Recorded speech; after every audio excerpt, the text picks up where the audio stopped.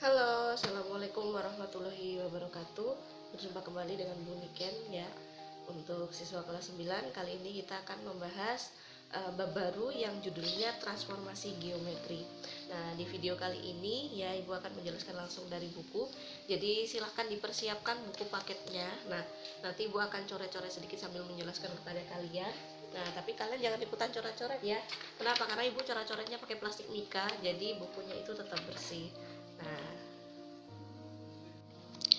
materi transformasi adalah bab ketiga untuk pembelajaran semester 1 kelas 9 ya. Transformasi sendiri artinya perubahan posisi, besar, atau bentuk pada benda. Nah, karena di sini benda yang dibicarakan ini berupa bidang dan juga ruang, maka materi ini lebih tepat kita sebut sebagai materi transformasi geometri, yang artinya atau pengertiannya perubahan pada suatu bidang atau ruang geometri yang meliputi posisi, besar, dan bentuknya sendiri.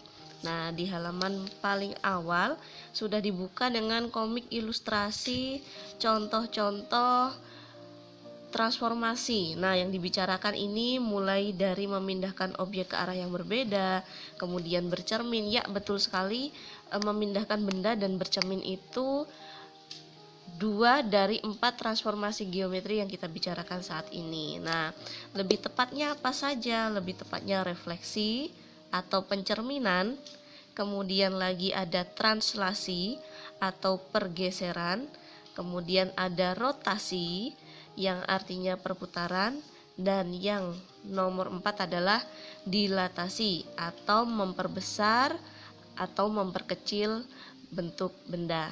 Nah, ini adalah kompetensi dasarnya ya.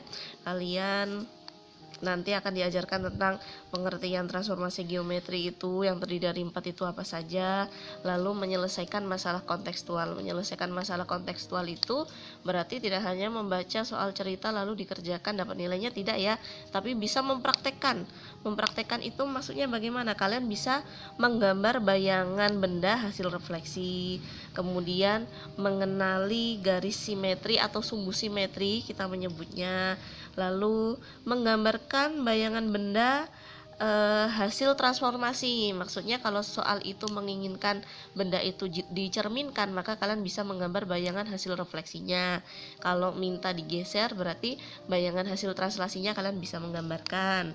Nah, kemudian lagi kalian bisa menentukan koordinat. Nah, ngomong-ngomong soal koordinat ini, materi transformasi ini akan bermain di bidang koordinat kartesius. Jadi kalian ingat-ingat kembali bagaimana cara menentukan titik, menamai titik koordinat, lalu menentukan sumbu X sumbu Y.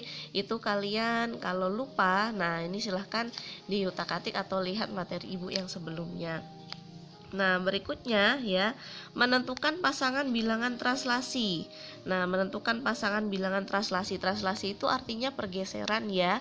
Nah, pasangannya itu bagaimana? Nah, karena kita menggambarkannya itu dalam kartesius, maka ya antara koordinat pada sumbu X dengan pada sumbu Y itu harus padu, X dan Y. Nah, itu adalah pasangannya. Lalu kemudian kalian bisa menentukan nih dari hasil dilatasi, kalian bisa menentukan gambar ini telah diperbesar atau diperkecil.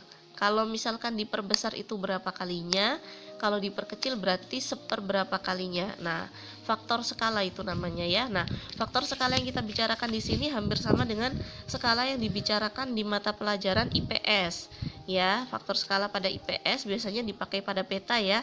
Artinya kalian kalau misalkan ingin mengukur jarak yang sebenarnya, maka jarak pada peta itu kalian kalikan skalanya. Nah, itu namanya juga dilatasi perbesaran gitu ya. Atau misalkan kalian tinggal di Afdeling ingin membuat denahnya, maka kalian pasti juga menentukan skala. Kalian menentukan skalanya itu dengan cara membagi. Jadi kondisi atau jarak sebenarnya itu panjangnya berapa dibagi dengan skala yang kalian buat. Nah, lalu berikutnya lagi, selain faktor skala tadi ya, mata pelajaran ini juga menginginkan kalian itu bisa menentukan koordinat bayangan hasil transformasi berulang. Maksudnya transformasi berulang itu bagaimana? Maksudnya bisa jadi soal itu meminta kalian pertama dicerminkan, setelah dicerminkan lalu digeser berapa, lalu setelah itu diperbesar berapa kali. Nah, bisa jadi itu namanya transformasi berulang ya. Jadi ada beberapa perintah transformasi dalam satu soal.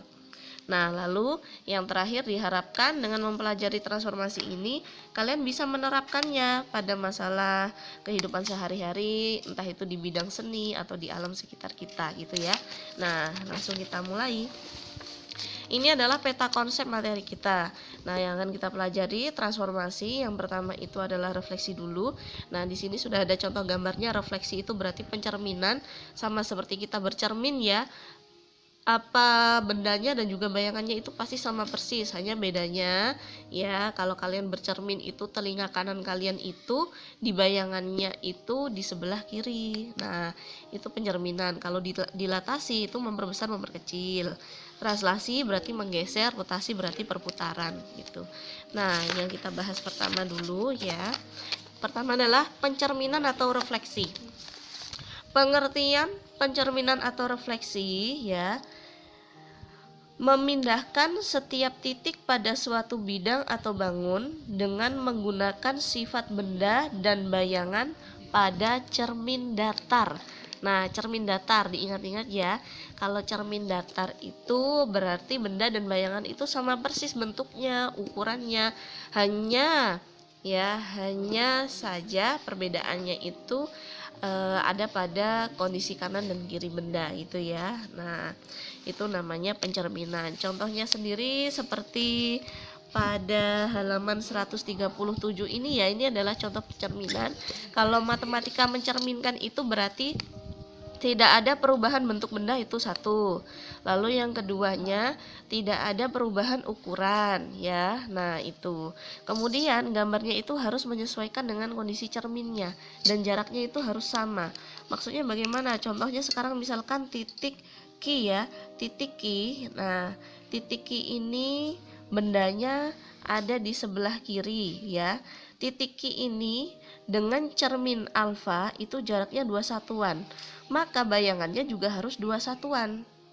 Itu prinsip dari pencerminan. Kemudian lagi ada titik R. Titik R jaraknya itu 3 satuan. 1, 2, 3 dengan cermin alfa. Berarti bayangannya R aksen itu jaraknya juga harus 1, 2, 3 satuan. Nah, ini diperkenalkan pertama kali dengan istilah ya, ada benda, ada bayangan. Benda ya, pada bendanya itu biasanya dituliskan titik-titiknya itu dengan huruf kapital.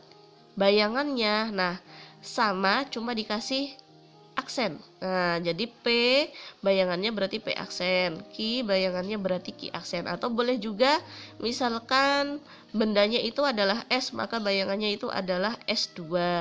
Karena bendanya tadi S1, nah berarti bayangannya S2. Boleh seperti itu, bebas saja. Nah, itu adalah pengertian refleksi. Menggambar bayangan hasil refleksi ya. Nah, sama seperti yang Ibu sampaikan tadi. Jadi, jarak setiap titik-titiknya itu harus sama ya. Harus sama. Jadi bukan gambar asal gambar yang penting sesuai, tidak. Nah, jadi jaraknya harus sama. Anggap misalkan titik sebelah sini. Ini adalah contohnya ya. Ibu buat, nah titik yang sebelah sini 1 satuan, berarti bayangannya juga harus 1 satuan. Lalu yang sebelah sini jaraknya 3 satuan, berarti 1, 2, 3 ada di sini. Jadi nanti menghasilkan T-nya, di mana T-nya itu menghadap ke cerminnya ya. Jadi bukan sama-sama misalkan bagian T-nya panjangnya ada di sini, bukan, melainkan ada di sebelah sini yang bagian panjangnya. Nah, seperti ini. Ini adalah contohnya cara pencerminan. Tapi tentu saja dengan memperhitungkan betul-betul jaraknya itu harus sama ya. Nah, lalu yang berikutnya, nah sumbu simetri. Kalau kalian sudah mempelajari bangun datar yang mulai dari SD itu sudah diajarkan. Sumbu simetri itu adalah sumbu yang bisa membagi dua, sama bentuk, sama besar, sama bendanya. Nah, artinya kalau misalkan kita membahas mengenai bangun persegi, ada berapa simetrinya di situ? Simetri yang kita bicarakan adalah simetri lipat. ya. Simetri lipat itu berarti misalkan sekarang ibu memiliki persegi ya. Nah, maka ada berapa simetri lipat yang mungkin? Nah, yang pertama nih, 1, kemudian 2, lalu diagonalnya 1, diagonalnya 2, maka ada 4 simetri lipat untuk persegi. Pada benda juga sama nih. Misalkan seperti yang ada di contoh ini adalah huruf A dengan garis potongnya ini harusnya tepat di tengah-tengah, maka garisnya inilah yang dinamakan dengan sumbu simetri. Nah, sementara ketika sudah dibagi, maka hasilnya sama seperti pencerminan. Jadi sumbu simetri itu sama saja dengan cermin yang diletakkan di tengah-tengah benda dan harus menghasilkan benda atau titik-titik yang jaraknya sama dengan cermin. Nah, begitu juga contoh yang bawah nih, misalkan huruf H ya. Huruf H ada 2 simetri lipat. Yang pertama itu secara vertikal atau berdiri, yang kedua adalah secara horizontal atau tidur. Nah, kalau bangunnya seperti ini Bu, wah ya panah-panahnya ini merupakan simetri lipatnya gitu ya, cuma panahnya kurang lurus ya. Jadi silahkan, yang penting ketika dilipat, nah ketika dilipat setiap titik-titik di ujungnya itu saling ketemu, itu adalah simetri lipat. Nah, berikutnya yang akan kita bicarakan adalah pergeseran atau translasi. Pergeseran atau translasi pengertiannya adalah memindahkan titik-titik pada bidang atau bangun tanpa mengubah bentuk atau ukuran benda.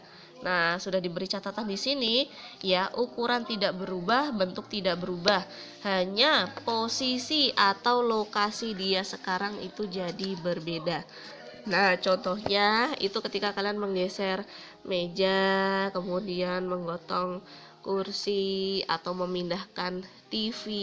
Nah, itu namanya translasi. Contohnya, nah ini yang warnanya lebih gelap, ini adalah bangun A ya. Bangun A ini ketika digeser sekian langkah ini menjadi bangun A aksen. Nah, A ini adalah benda, A aksennya ini adalah bayangannya. Nah, sekarang misalkan ada soal nih di sampingnya ya, soal yang tadi. Nah, diminta untuk memindahkan sekian satuan ke kanan, sekian satuan ke bawah, itu bisa ya. Caranya adalah dengan memindahkan titik-titiknya sejumlah yang sama. Nah, jadi kalian harus punya titik patokan dulu. Nah, di sini titik patokannya itu Ibu kasih tanda di sini ya.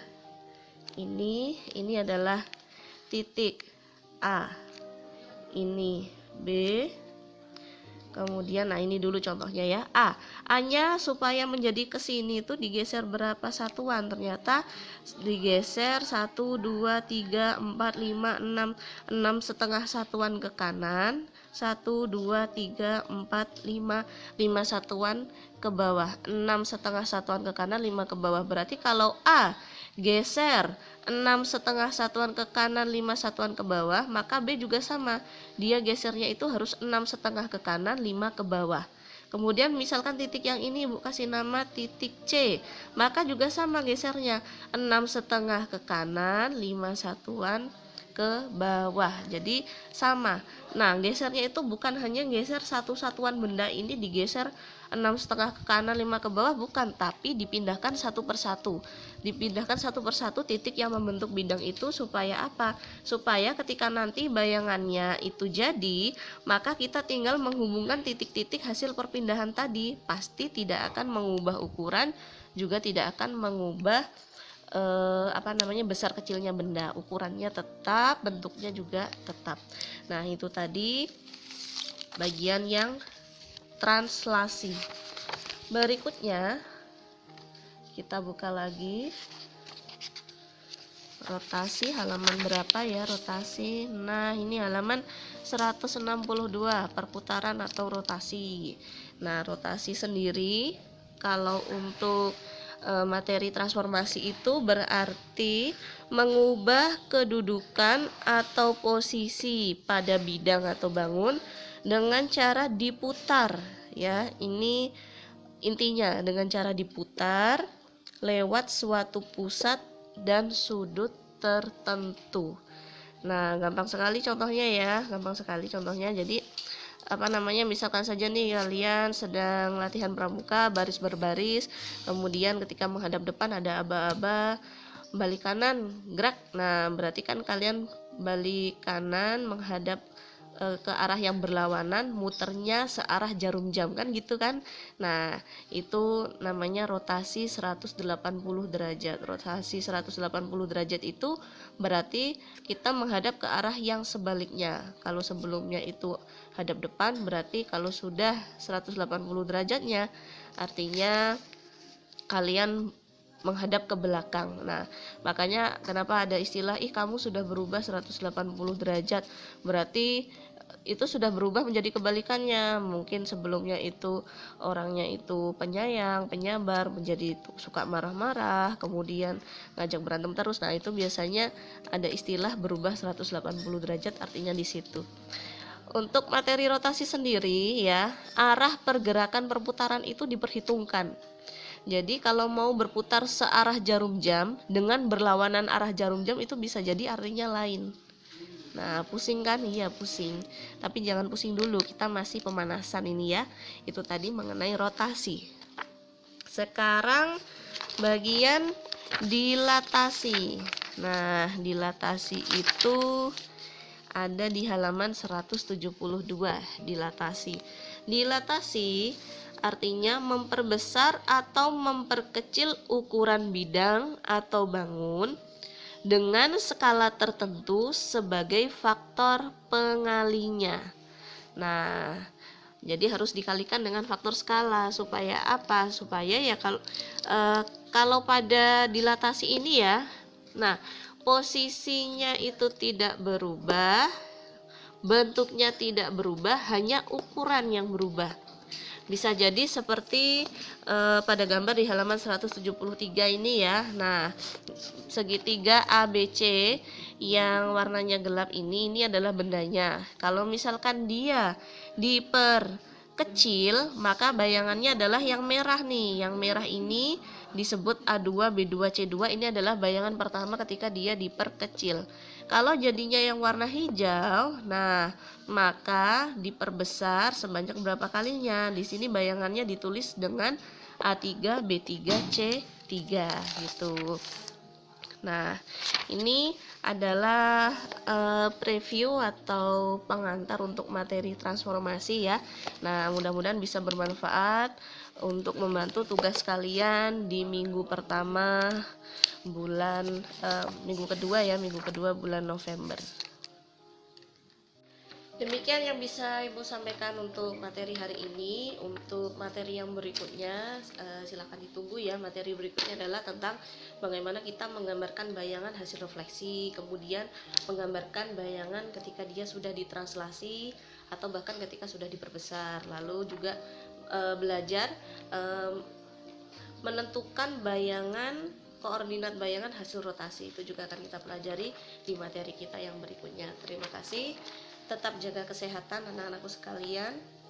Mudah-mudahan kita cepat diperjumpakan kembali di kondisi yang normal tentu saja. Nah, kalian kalau kemana-mana tetap jaga ya, dipatuhi protokol kesehatan yang dicanangkan oleh pemerintah. Terima kasih. Assalamualaikum warahmatullahi wabarakatuh.